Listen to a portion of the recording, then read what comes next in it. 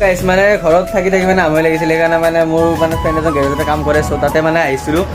আৰু আহি পোৱাৰ লগে লগে মানে ই কৈছে যে আমি যোনটো যোৱাকালি ফুৰিব যে যোনটো মানে ব্লগ বনাইছিলোঁ, সেই ব্লগটো মানে ইয়াৰ বোলে চাই ভাল লাগিছে মানে। আৰু মই কৈছিলোঁ থাম্বনেইলত লিখাই আছে যে যদি ভাল নালাগে মানে যদি হাঁহি নুঠে তেনেহ'লে লাইক নকৰিব, কিন্তু ইয়াৰ মানে হাঁহি উঠি আৰু অহাৰ লগে কৈছে যে মানে বহুত ফানি হৈছে।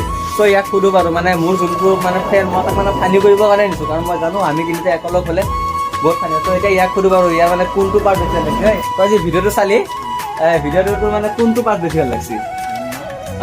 মোৰ ভাল লাগছে পাৰ্ট বুলি ক'ব গ'লে একো নাই, কিন্তু এই তাত বেছি ভাল লাগছে নামটো এই শশাংক মানে তাৰ কথাগিলা ভাল লাগছে। আৰু ভিডিঅ'টো ভাল লাগছে, ভিডিঅ'টো ভাল লাগছে মানে হাঁহি কিমান উঠিবি, মানে হাঁহি কিমান উঠিছে পুৰা।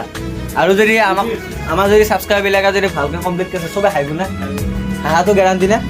নাইচ, থেংক ইউ দেই কমেণ্টৰ কাৰণে।